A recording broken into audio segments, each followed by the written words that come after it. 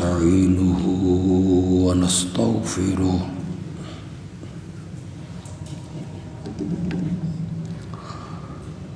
ونعوذ بالله من شرور أنفسنا ومن سيئات أعمالنا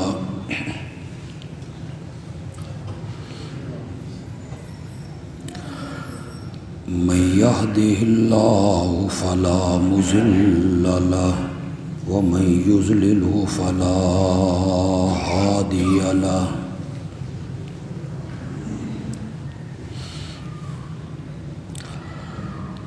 وأشهد أن لا إله إلا الله وحده لا شريك له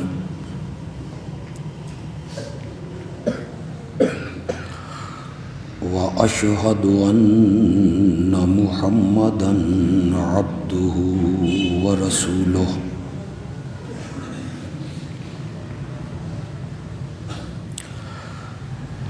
أما بعد فأعوذ بالله من الشيطان الرجيم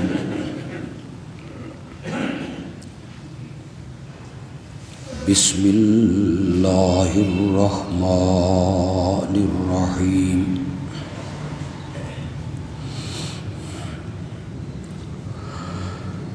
لقد كان لكم في رسول الله أسوة حسنة لمن كان يرجو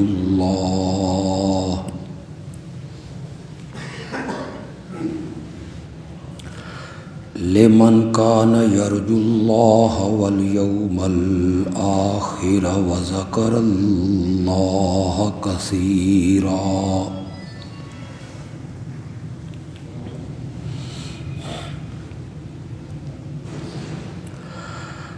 یقیناً تمہارے لیے اللہ کے رسول میں ایک خوبصورت نمونہ موجود ہے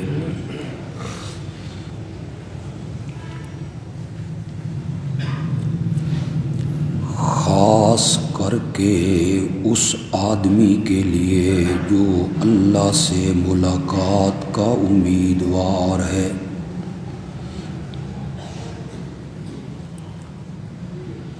اور اسے آخرت کے دن پہ بھی یقین ہے اور جو اللہ کو بہت یاد کرتا ہے اللہم صلی علی محمد وعلی آل محمد كما صليت على إبراهيم وعلى آل إبراهيم إنك حميد مجيد اللهم بارك على محمد وعلى آل محمد كما باركت على إبراهيم وعلى آل إبراهيم إنك حميد مجيد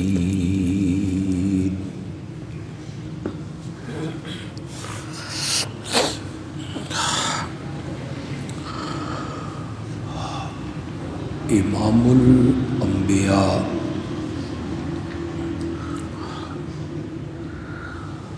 حضرت سیدنا محمد الرسول اللہ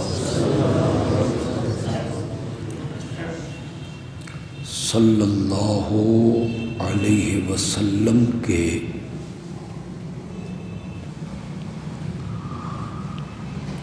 ذکر خیر اور آپ کے تذکرے سے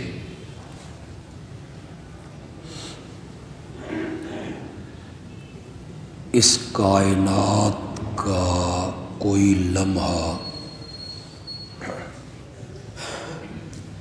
خالی نہیں جاتا۔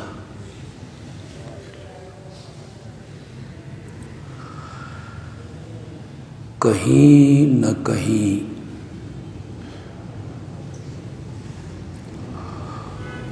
خطبات میں، دروس میں، سیمیناروں میں، اذانوں میں، تکبیروں میں، نماز میں، کلمے میں، تحریر میں، تصنیف میں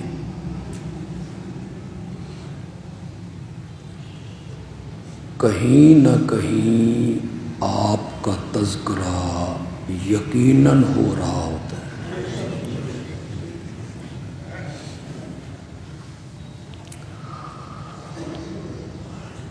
جب سے یہ دنیا تخلیق ہوئی،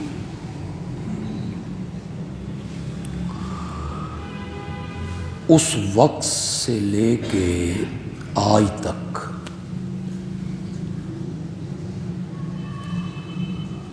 آسمان دنیا سے بارش کے برسنے کا سلسلہ لگاتار جاری ہے۔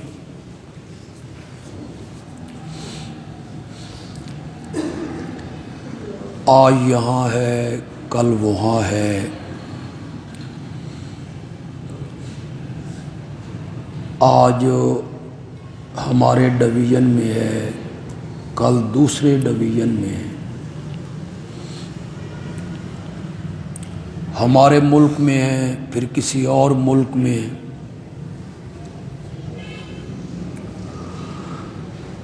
کسی نہ کسی خطے پر بارش برستی رہتی ہے۔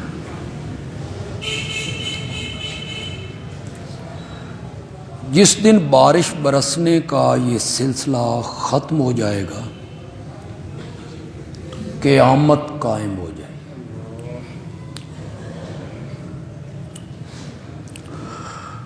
آسمان دنیا سے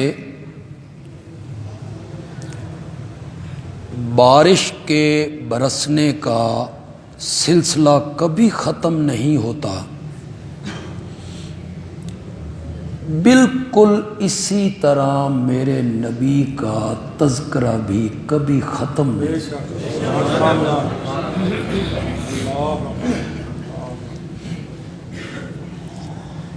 یہی مفہوم ہے اس مشہور آیت کا جو آپ سب کو یاد ہے، رفعنا لک۔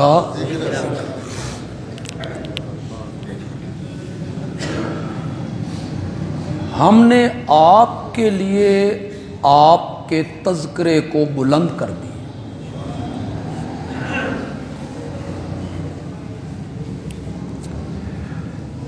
یہ ذرا رفعنا پہ آپ غور کریں، ہم نے،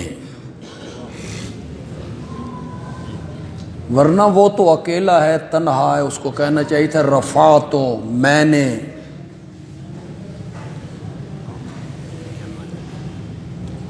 لیکن یہاں اللہ نے رفعنا کہا، ہم نے بلند کیا ہے۔ کہنا اللہ یہ چاہتے ہیں کہ ساری کائنات کے انسان، انبیاء، جنات، آسمانوں کے فرشتے، حاملین عرش ملائکہ، یہ ساری کائنات مل کر آپ کے تذکرے کو بلند کرنا چاہتی، یہ سارے مل کر اتنا تذکرہ بلند نہیں کر سکتے تھے جتنا میں اکیلے رب نے کر دیا۔ ہم نے اس میں زور پیدا کیا، ہم نے بلند کیا ہے۔ اور یہ جو درمیان میں لکا کا لفظ کہا کہ تیرے لیے، اگر اسے آپ درمیان سے ہٹا دیں، لکا، اور یوں پڑھیں رفعنا ذکر کا، ہم نے بلند کیا تیرے ذکر، مانا تو وہی، لیکن اللہ نے درمیان میں جو لاکا کا لفظ کہا، اس نے بڑا حظ، بڑی لذت اور بڑا مزہ پیدا کیا اس لاکا کے لفظ نے، تیرے لیے، تیرے لیے۔ اللہ کہنا یہ چاہتے ہیں میرے پیارے پیغمبر، جب آپ فرش پہ میرا ذکر کرتے ہیں تو آپ کہتے ہیں لبیک لا شریک لک، ان الحمد والنعمت لک، تیرا کوئی شریک نہیں، ساری حمدیں، ثنائیں، تعریفیں، اوصاف، خوبیاں، کمال لاکا، تیرے لیے، لا شریک لک، ان الحمد والنعمت لک۔ جب آپ فرش پہ میرا تذکرہ کرتے ہیں تو آپ کہتے ہیں لا شریک لک، ان الحمد والنعمت لک، میں عرش پہ تیرا تذکرہ کرنے لگا ہوں، میں بھی کہتا ہوں رفعنا لک، ہم نے بلند کیا ہے تیرے لیے، تیرے لیے۔ اور یہ معنی بھی ہو سکتا ہے، یہ تو قرآن ہے، یہ تو ایک سمندر ہے مضامین کا، غوطے لگاتے چلے جاؤ اور اس سے ہیرے نکالتے چلے جاؤ۔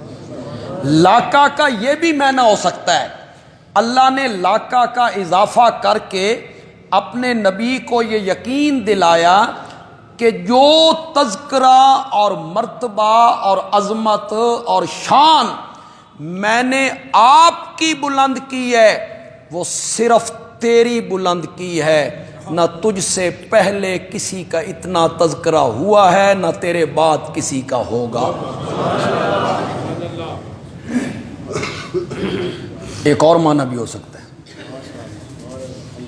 رفعنا لک، ساری کائنات مومن ہو جائے تو ہماری خدائی میں کوئی فرق نہیں پڑتا، اور ساری کائنات کافر ہو جائے تو ہماری کائنات میں کوئی کمی، مجھے کیا پرواہ ہے، الغنی جو ہوا۔ تو یہ جو آپ کے مرتبے کو بلند کیا ہے نا، یہ کوئی اپنے لیے نہیں کیا ہے، رفعنا لک، ہم نے تو یہ مرتبہ آپ کا آپ کے لیے بلند کیا ہے۔ تو یہ مفہوم ہے رفعنا لک ذکرک کا، کہ آپ کا تذکرہ اس کائنات میں کبھی بھی ختم نہیں ہو سکتا، اس تذکرے نے جاری رہنا ہے، آپ کے ذکر خیر نے ہمیشہ جاری رہنا ہے۔ اذان میں آپ کا تذکرہ، تکبیر میں آپ کا تذکرہ، نماز میں آپ کا تذکرہ، کلمے میں آپ کا تذکرہ۔ غالباً ایک حدیث ہے، پتہ نہیں پائے تکمیل کو پہنچتی ہے یا نہیں پہنچتی، لیکن پڑھی تھی کہیں کہ قیامت کے دن معراج والی رات اللہ نے، میرے نبی نے اپنے رب سے پوچھا، یا اللہ تو نے ابراہیم کو خلیل اللہ بنایا، آدم کو صفی اللہ بنایا، موسیٰ کو کلیم اللہ بنایا، عیسیٰ کو روح اللہ بنایا، اور مجھے انہیں آپ نے یہ مرتبے دیے کہ وہ خلیل اللہ ہے، وہ کلیم اللہ ہے، وہ روح اللہ ہے، کلمت اللہ ہے، صفی اللہ ہے۔ تو اللہ نے جواب میں میرے نبی کو کہا، میرے پیارے تجھے یہ مرتبہ دیا ہے کہ اس کائنات میں جہاں میرا تذکرہ ہوگا اس کے ساتھ تیرا تذکرہ بھی ہوگا۔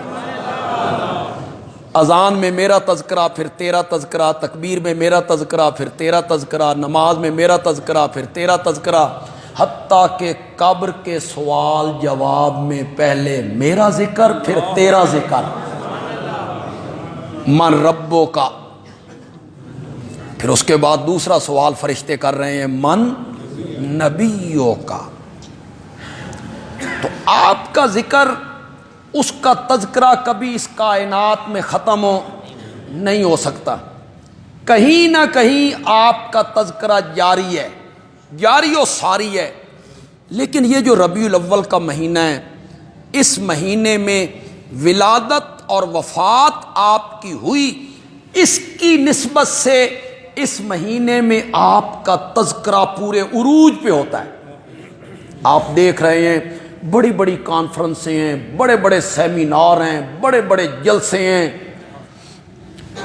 تصنیفات ہیں، پمفلٹ ہیں، اخبار والے فیچر چھاپ رہے ہیں، مضامین شائع ہو رہے ہیں نبی پاک کی عظمت پر، شان پر، مرتبے پر، تقریریں ہیں، نعتیں ہیں، تذکرہ اپنے عروج پہ ہے.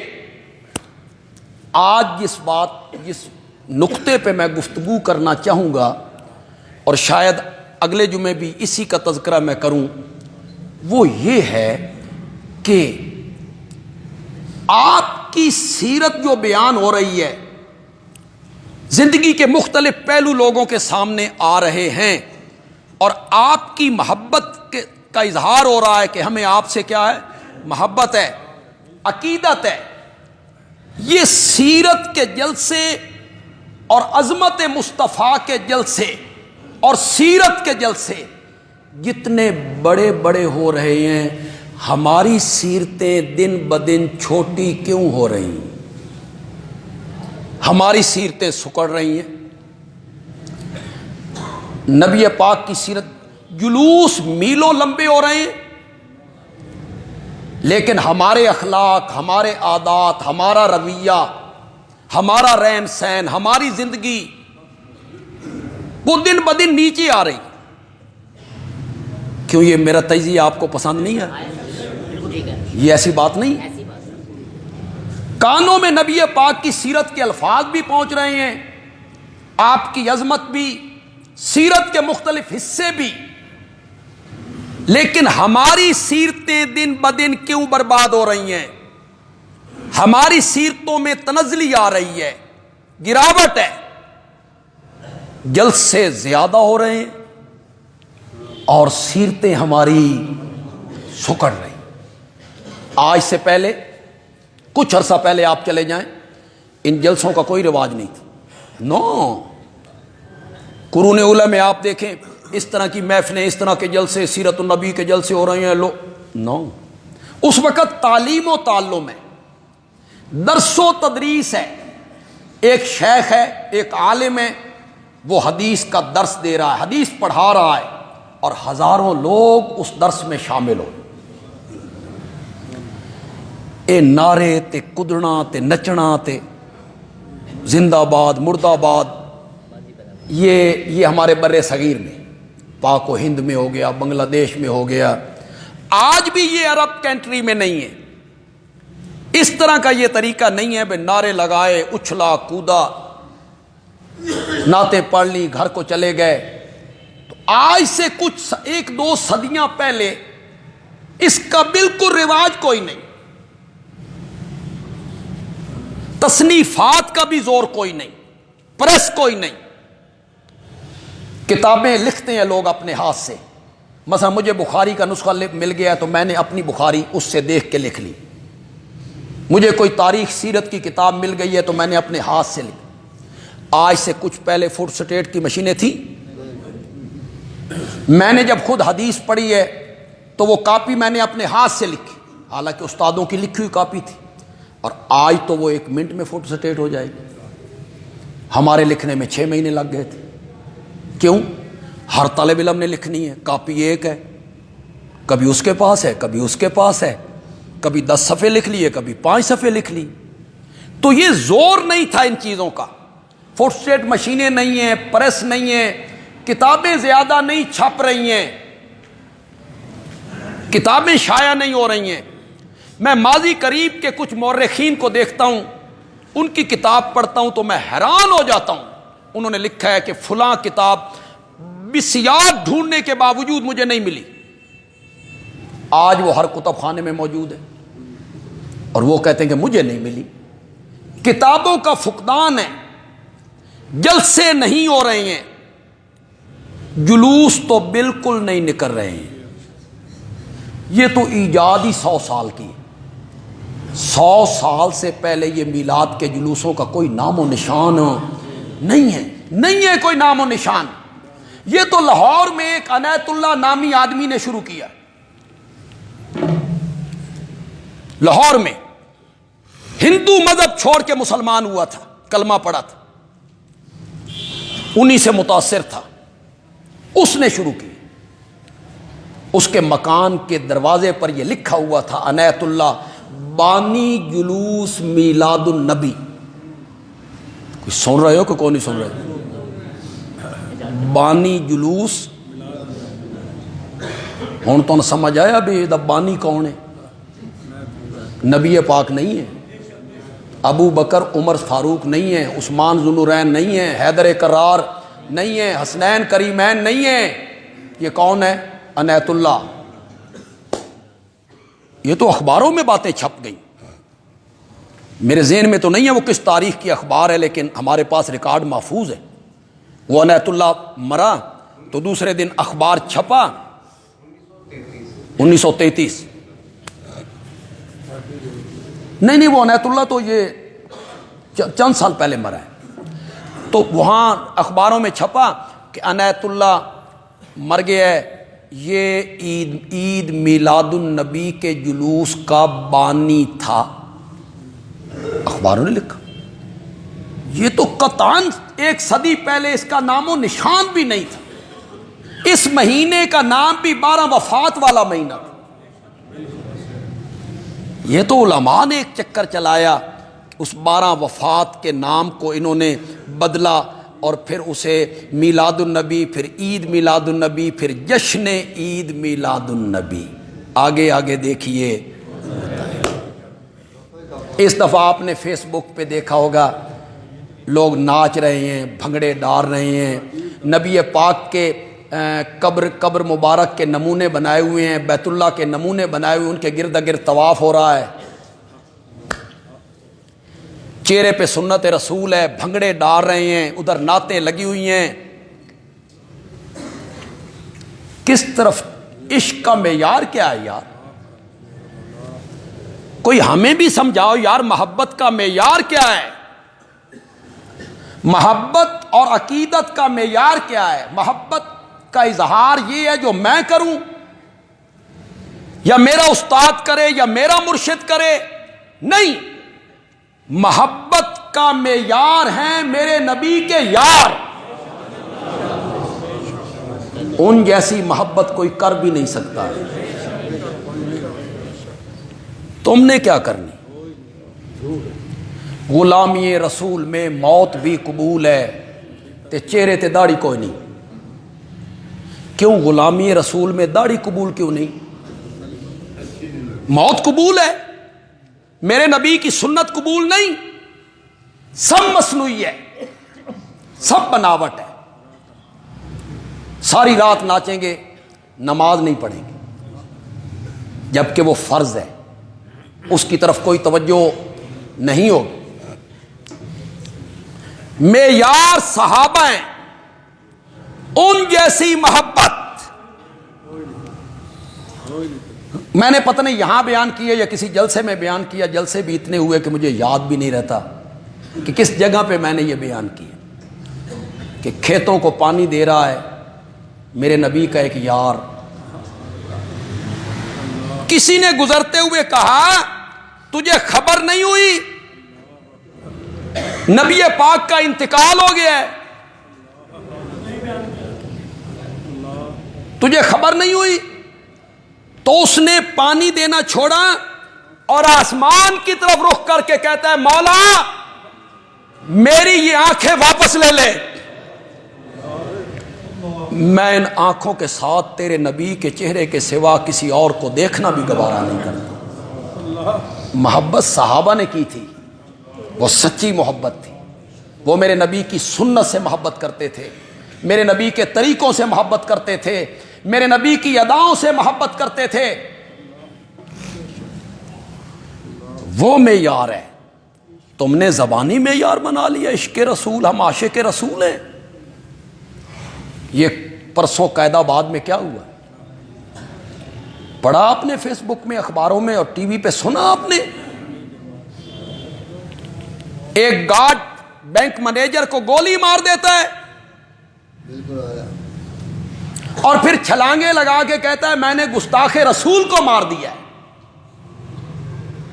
یہ مرزائی تھا.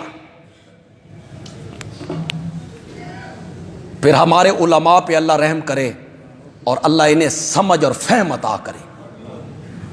یہ نہ سوچتے ہیں نہ دیکھتے ہیں، بس یہ پھر باہر نکل آئے، لوگوں کو بھی باہر نکالا، جلوس نکل گیا، قاتل آگے آ گیا، یہ اس کا منہ چوم رہے ہیں. اس نے ایک مومن کو قتل کیا. بعد میں جن لوگوں نے، جن علماء نے جلوس کی قیادت کی تھی، انہی میں سے ایک عالم نے کل فیس بک پہ معذرت کی ہے کہ میں معافی مانگتا ہوں، یہ بندہ مرزائی نہیں تھا، یہ بندہ مومن تھا. تو یہ پہلے تحقیق کیوں نہیں کی آپ نے؟ کیوں لوگوں کو آپ سڑکوں پہ لے کے آئیں، اس کا ماتھا چومتے رہے ہو جس نے ایک بے گناہ جوان آدمی کو، جس کی فیس بک آئی ڈی دیکھی گئی تو اس میں فرانس کے جو خاکے بنانے والے لوگ تھے ان میں اس پر احتجاج موجود. وہ بینک مینیجر اس پہ احتجاج کرتا ہے اپنی آئی ڈی پہ. اس کی والدہ مدرسہ چلاتی،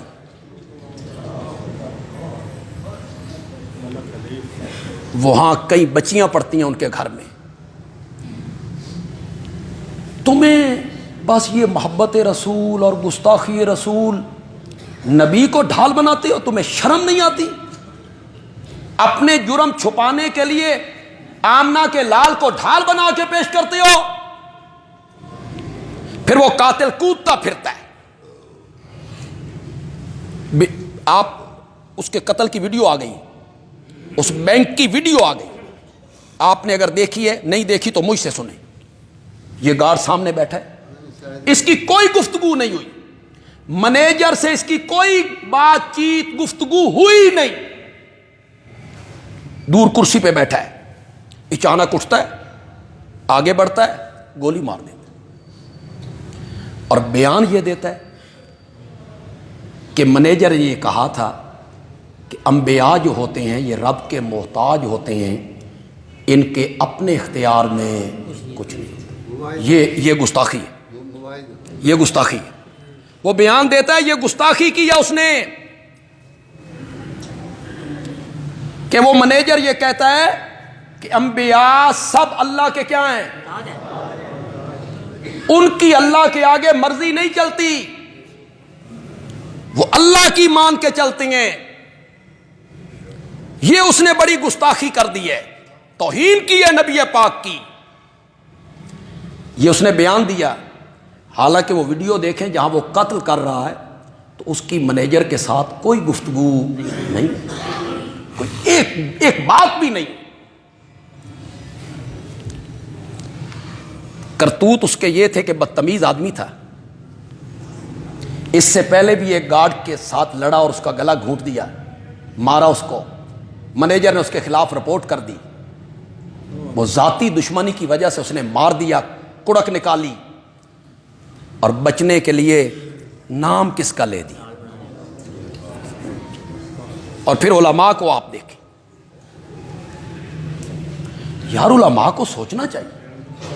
ہاں پہلے علم لوگ ہیں، مسند نبوی پر بیٹھنے والے لوگ ہیں آپ. یار آپ کوئی عام لوگ ہیں، ایک عام لوگ ریڑی والا جو کام کرتا ہے آپ بھی اس سطح پہ اتر آئے. وہ ان نوجوانوں کو تو یاد نہیں ہوگا، کچھ لوگوں کو یاد ہوگا. گجرانوالہ میں شاید ایک حافظ قرآن کو گلیوں میں گھسیٹ کے لوگوں نے مارا تھا. کس وجہ سے؟ کہ وہ ناشتے کے ٹائم اپنی اہلیہ کے ساتھ باورچی خانے میں موجود تھا. اہلیہ ناشتہ بنا رہی تھی اور وہ قرآن پڑھ رہا تھا، وہ تلاوت کر رہا تھا. کسی وجہ سے قرآن اس کے ہاتھ سے چھوٹا وہ چولہے پہ گر گئے. محلے کی ایک عورت وہاں کھڑی تھی, اس نے باہر جا کے آواز لگائی, اس نے قرآن جلا دیے. گل پہنچی علماء تک, علماء نے لاؤڈ سپیکروں پر اعلان کر, فلاں بندے نے قرآن جلا دیا, نکلو, ہے وقت شہادت اب آیا. لوگ نکلے, کسی نے نہ سوچا یار یہ حافظ قرآن ہے, یہ قرآن کی کیسے, لوگوں نے گھسیٹ گھسیٹ کے گلیوں میں اس کو مار دیا. علماء کرام کو سوچنا چاہیے. اس طرح ایک اور واقعہ بھی ہوا حافظ آباد کے علاقے میں. سوچ کے فیصلہ کرنا چاہیے. آپ کس مسند پہ ہیں, اپنی اہمیت کا آپ کو احساس نہیں ہے. آپ بھی ایک جاہل کی طرح رویہ اختیار کرتے ہیں, پھر بعد میں آپ معذرت کر رہے ہیں کہ ہم تھانے گئے تھے, یہ ہوا, لیکن ہم سے غلطی ہو گئی, تحقیق ہم نے نہیں کی. تو پہلے تحقیق کرتے نا. اس نے یہ جملے کہے بھی نہیں کہ انبیاء اولیاء سب محتاج ہیں, ان کے اختیار میں کچھ نہیں ہے, ان کی مرضی نہیں چلتی. اس نے یہ جملے کہے بھی نہیں, اور اگر یہ جملے کہے ہیں تو یہ جملے رب نے قرآن میں کہے ہیں. لیکن تم نے قوم کو ساری زندگی پڑھایا, بھر دو جھولی میری یا محمد. وہ قوم جوان ہوئی, انہیں سمجھ ہی کوئی نہیں. قرآن کیا ہے, عقیدہ کیا ہے, نبوت کیا ہے, نبوت کا منصب کیا ہے. وہ سمجھتے ہیں نبی وہ ہوتا ہے جو عطا کرتا ہے, نبی وہ ہوتا ہے جو جھولیاں بھرتا ہے, اور نبی وہ ہوتا ہے جو ہدایت کے خزانے لوٹاتا ہے. تم نے آج تک نبوت کا منصب بھی نہیں سمجھا. نبی کا کام روزی دینا ہے, روزی دینا کام ہے رازق کا. یہ تو قرآن کہتا ہے. اٹھا سورت فاطر 22واں پارہ اٹھاؤ. یا ایھا الناس, کرو مانا, نا نا نا نا, یا ایھا الناس کا معنی ہے اے امتیو. اس میں نبی شامل نہیں ہے, کرو مانا. او مریدو, او مقتدیو. الناس کا الف لام استغراقی ہے. اہل علم تک میرا یہ جملہ پہنچے تو وہ اس کا جواب دیں. الناس کا جو الف لام ہے یہ استغراقی ہے, سب کو شامل ہے. اگر نبیوں ولیوں کو اس میں سے نکالنا ہے تو کوئی دلیل پیش کرو, لے آؤ کوئی دلیل کہ فلاں آیت میں نبیوں ولیوں کو نکالا گیا ہے, لے آؤ کوئی آیت. اور اگر تم نہیں لا سکتے ہو تو الناس میں انبیاء, اولیاء, اتقیاء, اصفیاء, صحابہ, بادشاہ, شہنشاہ, امیر, غریب, مل آنر, مزدور, سب شامل ہیں. یا ایھا الناس, اب پوری کائنات کے لوگوں, انتم الفقراء الی اللہ. فقراء جمع فقیر کی, فقراء جمع فقیر کی. فقیر کہتے ہیں دین والے نو, فقیر کہتے ہیں جھولی بھرنے والے کو, فقیر کہتے ہیں چھپر پھاڑ کے دینے والے کو, فقیر کہتے ہیں داتا کو, فقیر کہتے ہیں گنج بخش کو.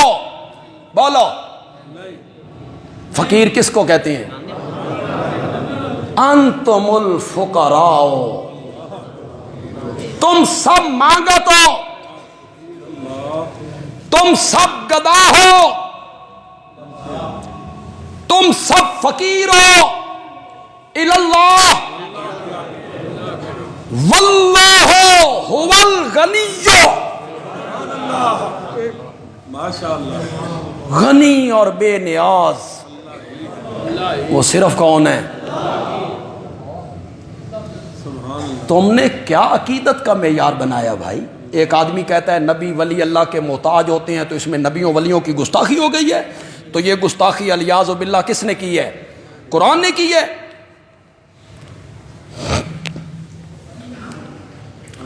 انتم الفقراء الی اللہ، تم سب مانگا تو، تم سب گداؤ،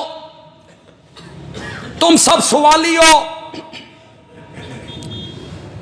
اس کے دربار کے، یہ میری گل تے اعتبار نہیں آندا۔ اللہ کہتے ہیں اگر میری بات پہ تمہیں اعتبار نہیں آتا تو اپنے بابا آدم کو عرفات کے میدان میں روتے ہوئے دیکھو، یہ میری گل تے اعتبار نہیں آندا۔ حضرت ابراہیم نو اگ وچ ویکھو، حضرت موسیٰ کو بحر کلزم کے کنارے دیکھو، یہ اعتبار نہیں آندا۔ حضرت یونس نو مچھلی دے پیٹ وچ ویکھو، یہ اعتبار نہیں آندا۔ تو 120 سال کے بوڑھے زکریا کو، بولو تو صحیح یار، یہ بھی تمہیں سمجھانا پڑے گا یار۔ 120 سال کے بوڑھے زکریا کو بیٹا مانگنے کے لیے جھولی پھیلاتے ہوئے میرے دربار میں دیکھو کس طرح مانگ رہا ہے۔ سب سوالیے ان حضرت زکریا کو جب اللہ نے کہا کہ ہم بیٹا دیں گے، نام بھی آسمان سے رکھ کے دیں گے، بڑا ہو جائے گا تو اس کے سر پہ نبوت کا تاج بھی پہنائیں گے۔ اب دیکھیں، خالق اور مخلوق، مالک اور مملوک، رازق اور مرزوق، معبود اور عابد، اللہ اور نبی، فرق دونوں میں دیکھیں ذرا، ان آیتوں میں ذرا فرق دیکھیں۔ ہم بیٹا دیں گے، نام رکھ کے دیں گے، تو پیغمبر کہتے ہیں انا یکون لی غلام،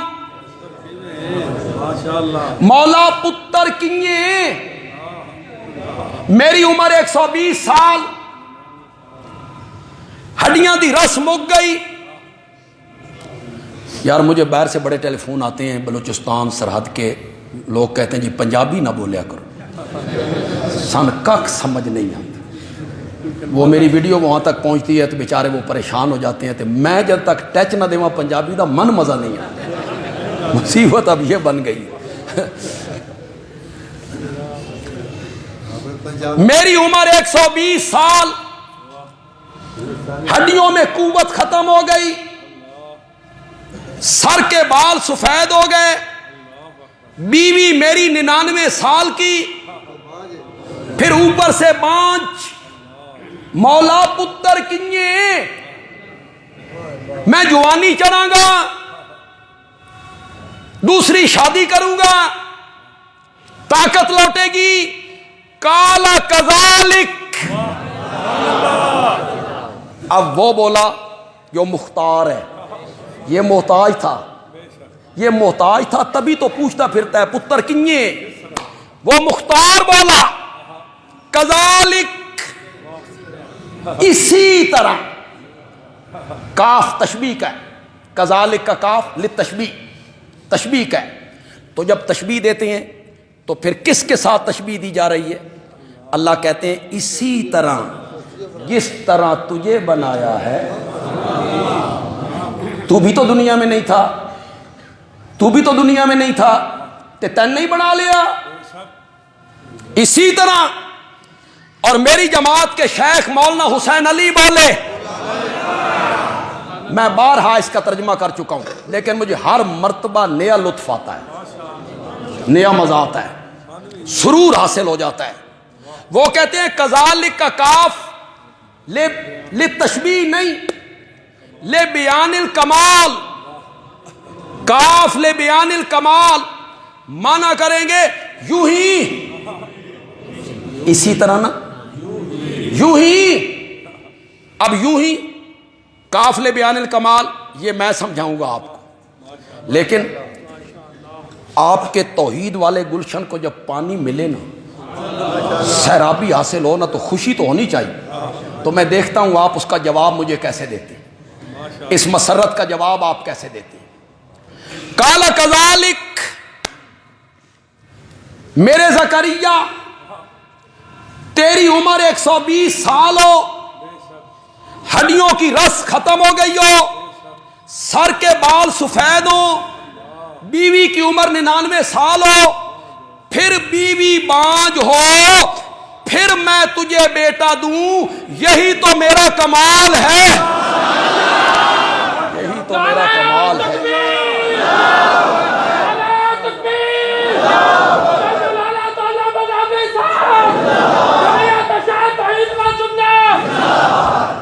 یہ رب کی توحید ہے یار. یہ ہر عالم کے بیان، ہر عالم کی قسمت میں بھی کوئی نہیں. اللہ نے مولویوں کی قسمت میں لکھے ہیں قصے، کہانیاں، خواب، کشف، فلانا بزرگ این آخدا سی تے فلانے نو اے خواب آیا سی. اللہ نے ہمیں اس سے بچا کے یہ عطا کر دیا ہے. رضینا قسمت الجبار فینا، رضینا قسمت الجبار فینا.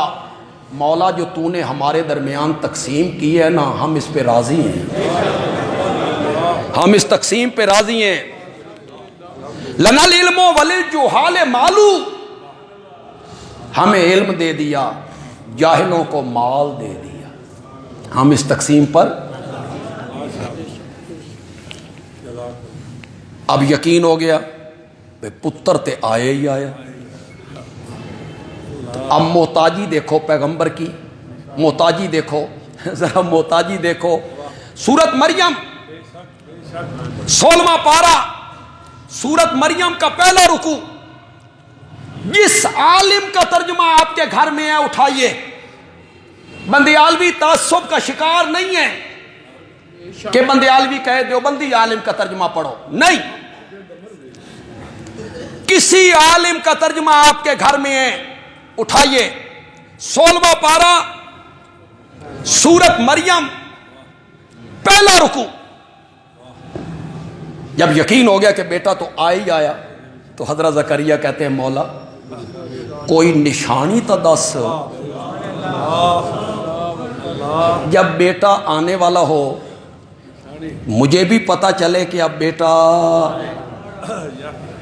اور کوئی سمجھو کہ نہیں سمجھو یار، ہر بات مجھے سمجھانی پڑتی ہے آپ کو. بیوی گھر کے اندر ہے، گھر کے کمرے میں، برآمدے میں، آنگن میں. پیغمبر بھی زندہ ہے، بیوی بھی سامنے ہے. پیغمبر کو پتہ کوئی نہیں کہ بیوی امید سے ہو گئی ہے. جو عالم الغیب ہوتا ہے وہ حمل کی نشانیاں نہیں پوچھا کرتا. تم کہتے ہو وہ سب کچھ جانتے ہیں. شاباز کرے پرواز تے جانے حال دلاں دے. تم نے شعر و شاعری بڑھائی، تم نے قوالیاں گائیں، انہیں عقیدوں میں شامل کر دیا. شہباز قلندر اگر دلوں کے حال جانتا ہے، میں اس قرآن کو کدھر لے جاؤں؟ مجھے بھی بتاؤ میں اس قرآن کو کدھر لے جاؤں جو کہتا ہے ان اللہ علیم بذات الصدور. اللہ سینوں کے راز جانتا ہے. بتا میں کدھر لے جاؤں اس قرآن کو؟ اگر شہباز قلندر بھی جانتا ہے تو پھر اللہ کو کہنے کی کیا ضرورت تھی کہ میں جانتا ہوں؟ پلٹو لوگوں قرآن کی طرف، آؤ قرآن کی طرف. ہم تمہیں دعوت دیتے ہیں قرآن کی طرف پلٹو. یہ شعر و شاعری چھوڑو.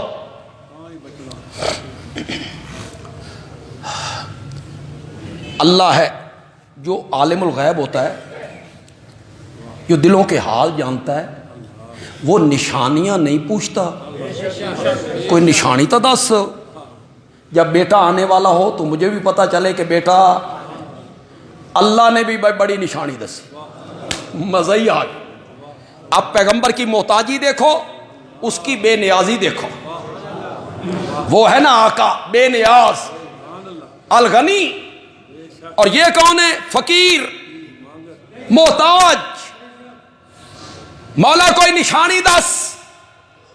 اللہ نے فرمایا جب بیٹا آنے والا ہوگا اس سے 3 دن پہلے ہم تیری زبان بند کر دیں گے۔ اور کوئی سمجھے ہو کہ نہیں سمجھے؟ آپ ذکر کریں گے، حمد و ثنا کریں گے، سبحان اللہ، الحمدللہ، اللہ اکبر، یہ سب کچھ کریں گے، دنیا کا کوئی کلام نہیں کر سکیں گے۔ جب دنیا کے کلام کرنے سے زبان بند ہو جائے تو سمجھنا 3 دن کے بعد بیٹا آئے گا۔ اللہ نے فرمایا تم کہتے ہو وہ مختار ہیں، متصرف ہیں، قادر ہیں، ہمارا نفع نقصان ان کے ہاتھ میں ہے۔ اور لوگو، ان کی تو اپنی زبان بھی ان کے اختیار میں نہیں، میں چاہوں تو بولنے دوں، میں نہ چاہوں تو۔ اس کو آپ نے گستاخی بنا لیا۔ ایک گارڈ ذاتی رنجش کی وجہ سے مینیجر کو گولی مار دیتا ہے، اس کے چھوٹے چھوٹے بچے ہیں، نوجوان وہ آدمی ہیں، دیندار وہ گھرانہ ہے، کل پورے جنازے کے لوگوں نے ہاتھ اٹھا کے اس کے ایمان کی گواہی دی، اور اتنا بڑا جنازہ ہوا، آپ نے فیس بک میں دیکھا، دنگ رہ گئے لوگ۔ سوچنا پڑے گا، حکومت کو سوچنا پڑے گا